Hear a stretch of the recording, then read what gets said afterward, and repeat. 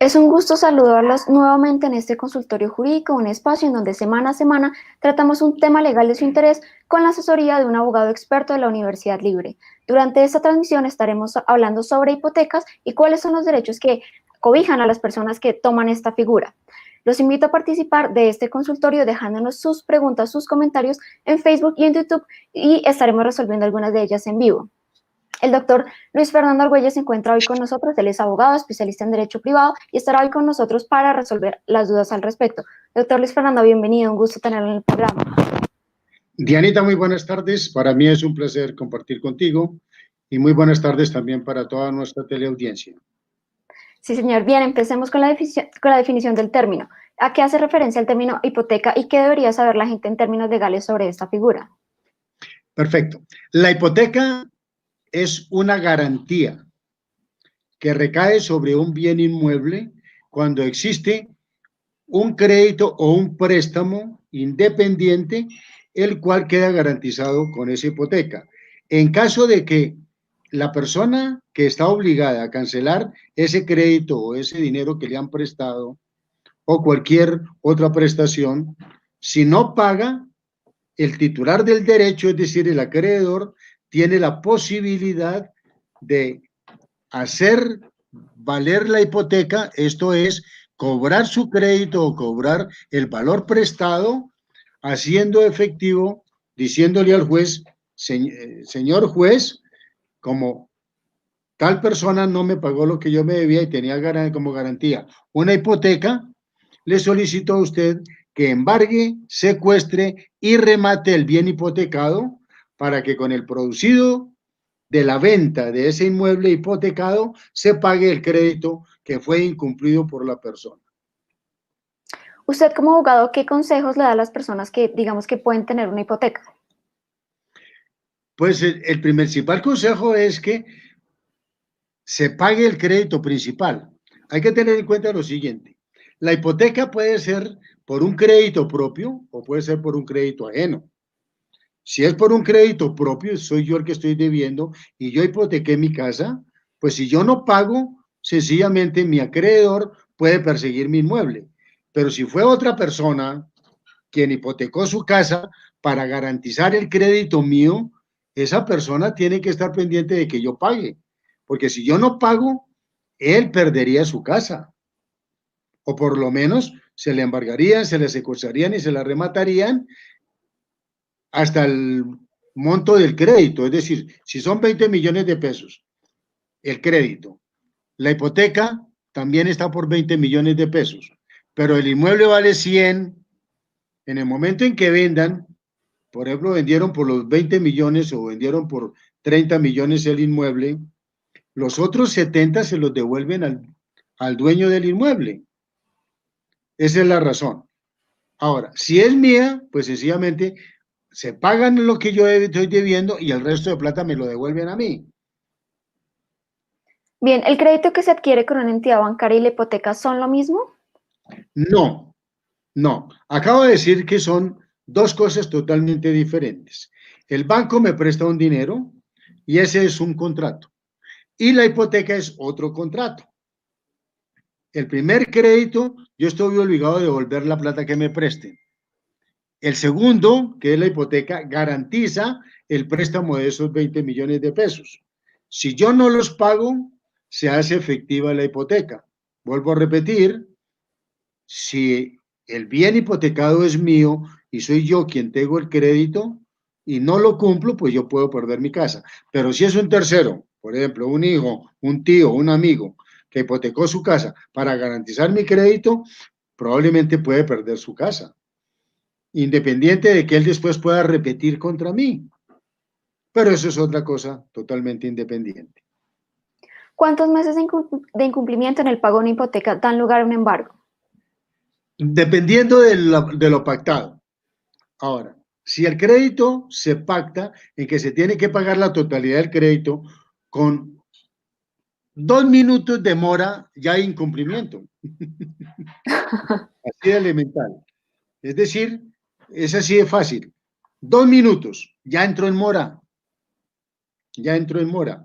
Ahora, Si el crédito se debe pagar por cuotas, las partes deben pactar cuál es el número de cuotas para que se haga efectiva la hipoteca. Con una sola cuota que se incumpla, ya el acreedor puede hacer efectivo la totalidad del crédito. Y una vez es embargado el bien, ¿qué pasa con este? Una vez es embargado el bien, se tiene que secuestrar y dejárselo en favor de una persona auxiliar de la justicia que se llama el secuestre. Y después el juez ordenará su remate. El remate es el nombre vulgar, técnicamente se llama la venta en pública subasta. Es decir, se pondrá en venta y al mejor postor se le asigna el inmueble, previa consignación de un valor que tiene que hacerlo a favor del juzgado en donde que está conociendo de ese proceso. Sencillamente dice, yo hago postura, la postura admisible es el 100%, vale 100 millones. Si no hay quien haga postura, se baja la postura al 70% o al 50% o al 40%, hasta Mire, cuando haya postura. les recuerdo a las personas que nos están viendo en vivo que pueden dejarnos su pregunta en los comentarios en Facebook o en YouTube y estaremos hablando con el doctor Luis Fernando sobre estas preguntas, estaremos resolviendo algunas de ellas en vivo. Doctor, continuando con el tema que compete hoy, que son las hipotecas, ¿en qué momento se pierde el derecho al bien? Se pierde en el momento en que el juez ya lo haya rematado y haya hecho entrega del bien, ¿sí? Previa consignación. En ese momento ya se pierde, porque antes de eso puede ser la misma persona quien haga la postura. Dice, yo voy a pagar esto y yo salvo el inmueble mío, o yo pago antes de que el bien me lo embargaron, yo pago y ordeno que se desembargue el bien. ¿Cuáles Y no serían, pago, sencillamente, ya el juez remata y ahí es cuando ya lo pierdo. ¿Cuáles serían los derechos antes de que esto suceda de los usuarios que tienen alguna hipoteca o digamos que utilizan esta figura? Pues más que derechos tiene son obligaciones, porque quien tiene el derecho es el acreedor. Recordamos que es el acreedor quien solicitó la garantía y la garantía se llama hipoteca y se llama una garantía real, porque también hay garantías personales y las garantías personales son los codeudores con finca raíz o los fiadores. Esta es una garantía real. Explíquemelo un poquito más a profundidad a la gente que nos está viendo. ¿A qué hace referencia eso de que hablamos hace un momento sobre los remates? Bueno, los remates sencillamente son un procedimiento que exige la ley, que el juez tiene que cumplir para cuando una persona demandante, que es el acreedor, le dice, señor juez, fulano de tal, yo le presté una plata, no me la ha pagado a pesar de muchos requerimientos y por tal razón solicito que como me otorgó una garantía que se llama una hipoteca, solicito que usted embargue, secuestre y remate el bien y con el producido del bien me pague el dinero que yo le presté a fulano de tal. No importa que el bien sea de propiedad de la persona que me está debiendo los 20 millones o no importa que el bien sea de propiedad de un tercero, de cualquier otra persona. Uno de nuestros usuarios en Facebook nos pregunta, ¿el leasing se considera hipoteca? No, el leasing es otro contrato independiente. El leasing es un contrato de arrendamiento financiero. ¿Qué indica esto? El leasing, una persona solicita una máquina y le está diciendo, señores, fiduciaria tal, de tal banco, ¿sí? Necesito una máquina de tales características. Esa entidad financiera lo que hace es comprar la máquina y luego me la arrienda a mí por unas cuotas. Si yo no pago las cuotas, lo que hace es retirarme el arrendamiento y decirme, yo recojo la máquina que yo le arrendé a usted. Ese es el leasing, lo que se conoce con el contrato de leasing. Es totalmente independiente, no es igual a la hipoteca. Catalina Báez, también a través de Facebook. Catalina, gracias por participar de este consultorio jurídico. Nos pregunta, ¿cuándo es con persona natural? Es decir, ¿hay alguna diferencia entre hacer este tipo de contratos con una persona natural y una persona jurídica? No, el acreedor es la persona a quien se le debe, es la persona que tiene el derecho, es el titular entendiendo por titular la persona que por el incumplimiento del deudor puede perseguirle su patrimonio pasado, presente o futuro.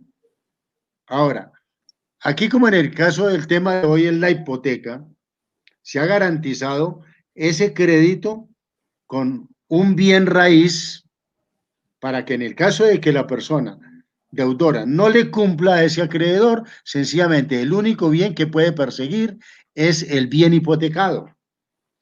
¿Qué debe entenderse que puede perseguir? ¿Qué es el único bien que puede embargar, secuestrar y rematar? ¿Cómo es la situación legal de esos bienes que son remates? Es decir, ¿es aconsejable embarcarse en estos negocios? Es muy complicado porque, de todos modos, si yo sé que no tengo las condiciones para pagar, ahorita con razones de la pandemia se han presentado muchos casos de esos.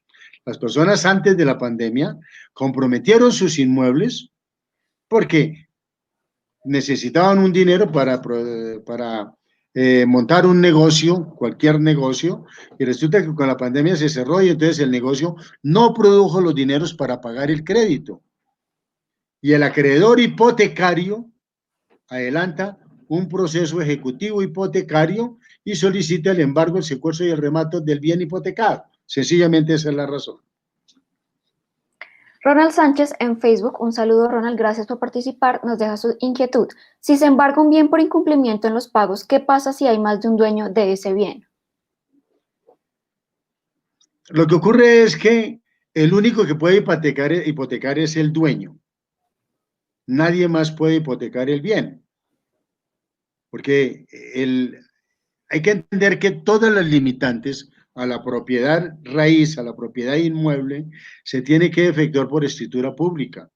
Y esa escritura pública tiene que registrarse en la Oficina de Registro de Instrumentos Públicos y Privados, como garantía de todas las terceras personas, de toda la colectividad. Es decir, cualquier persona puede ir a solicitar un certificado de tradición y libertad de tal inmueble. Y en ese certificado de tradición y libertad sale todo el recorrido histórico que tiene ese inmueble. Entonces, si tiene una hipoteca, el dueño del bien puede hipotecarlo varias veces. Lo que ocurre es que la primera hipoteca será de primer grado, la segunda hipoteca será de segundo grado, la tercera hipoteca será de tercer grado y la cuarta de cuarto grado, y así sucesivamente. Lo cual indica que, ¿qué determina los grados? La fecha del registro. La fecha del registro. No importa que la escritura de la hipoteca haya sido anterior. En el momento en que se registre, se establecerá que sea una hipoteca primero, segundo, tercero, cuarto o N grado.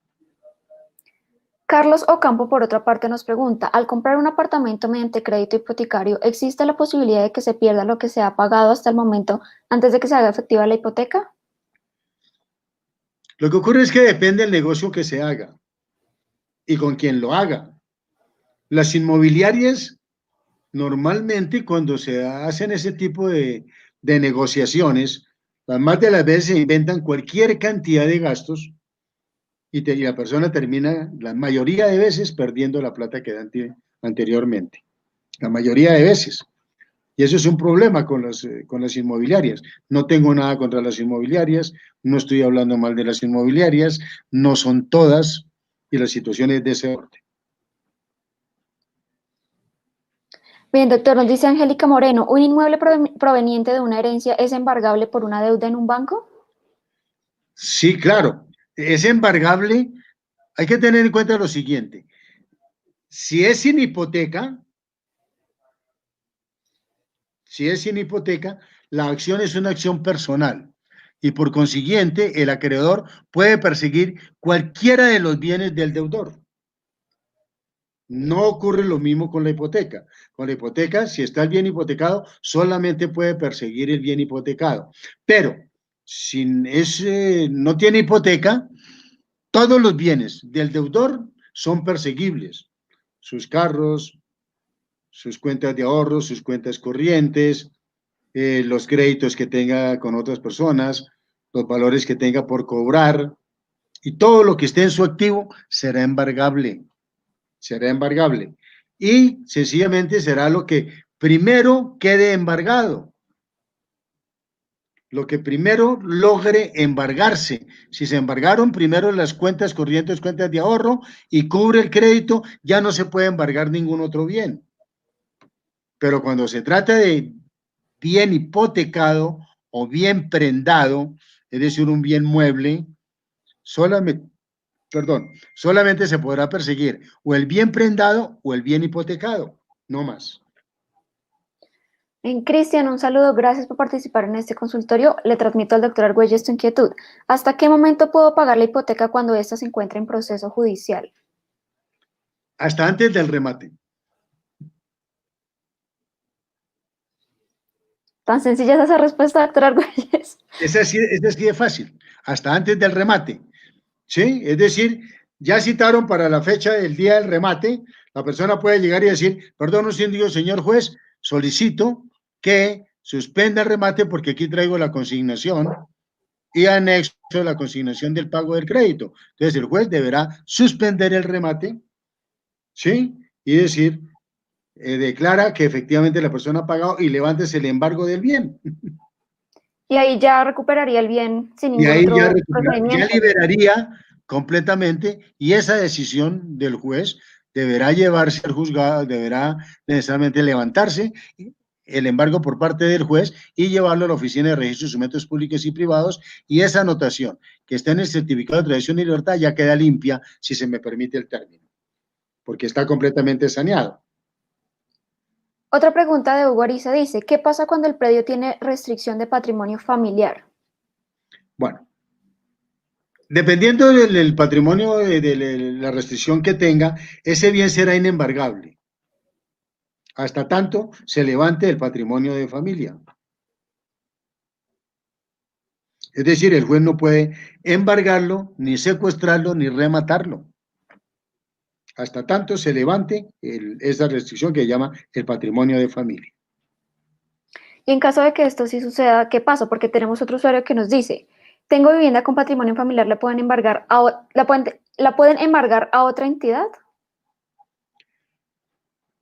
Es decir, es que no, porque si el patrimonio de familia es una limitante para el embargo, pues no lo podrá embargar ninguna entidad.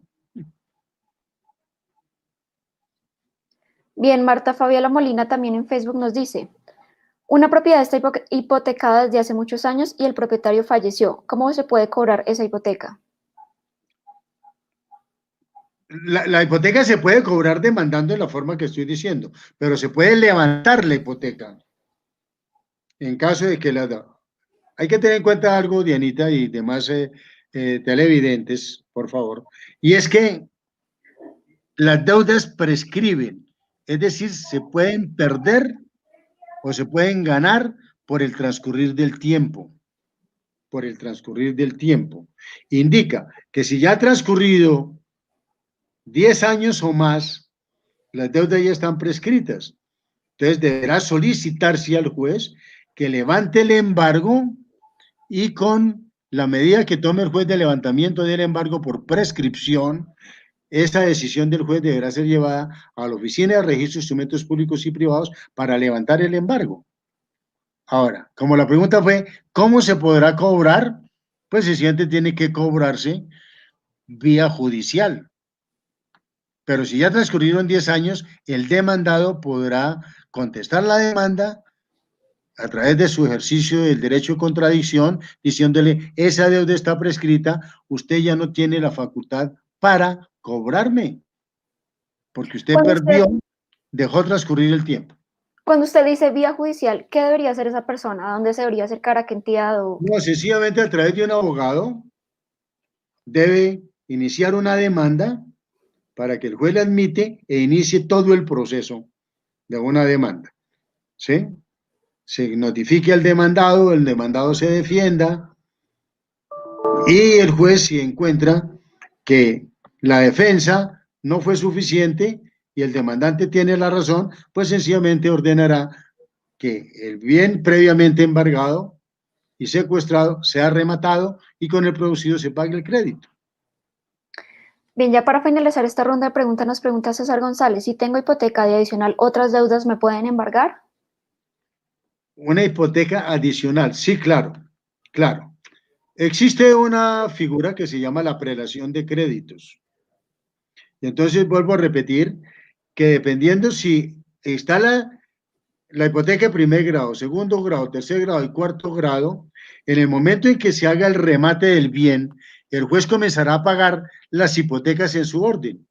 Paga la primera hipoteca, el crédito amparado por la primera hipoteca. Y si alcanza la plata, pagará el crédito que ampara la segunda hipoteca. Y si alcanza la plata, pagará el crédito que ampara o respalda la tercera hipoteca.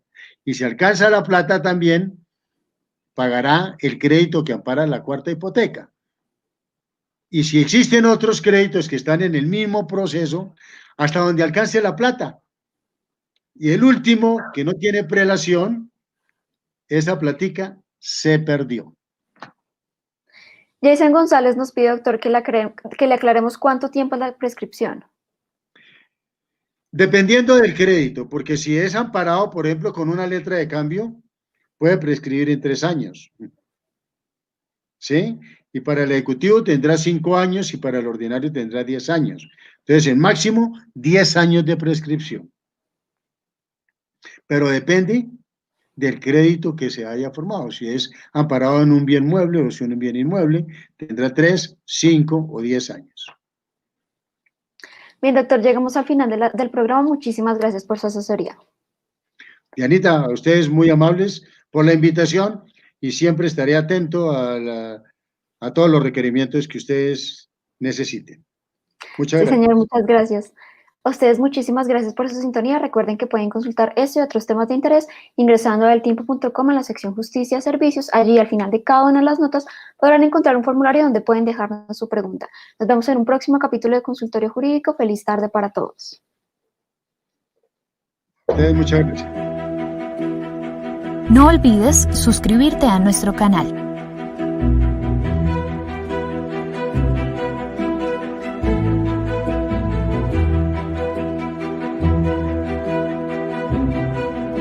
Recuerda nuestras otras emisiones, 6 de la mañana, 11:30 de la mañana y 8 de la noche.